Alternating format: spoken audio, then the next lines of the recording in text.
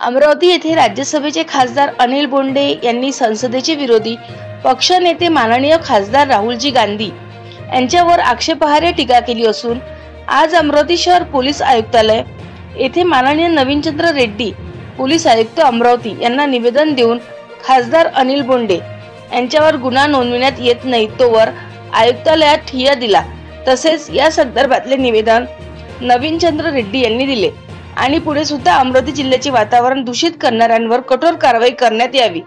असे या प्रसंगी पोलीस आयुक्तांना ठामपणे सांगितले।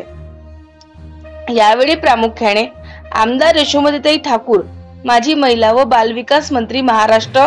तथा माजी पालकमंत्री अमरावती, खासदार बळवंतभाऊ वानखडे अमरावती लोकसभा, माननीय बबलूभाऊ देशमुख जिल्हाध्यक्ष काँग्रेस कमिटी अमरावती ग्रामीण, माननीय सुनीलभाऊ देशमुख माजी पालकमंत्री अमरावती, माननीय वीरेंद्रभाऊ जगताप माजी आमदार,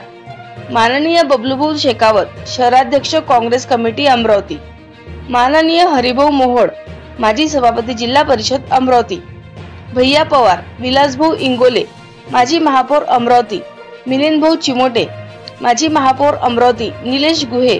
वैभव देशमुख, अनिकेत टेंगडे यांच्यासह काँग्रेस कमिटीचे सर्व पदाधिकारी यांनी कार्यकर्ते मोठ्या संख्येने उपस्थित होते। विदर्भ सर्कल न्यूज मुख्य संपादक देवानंद इंगडे।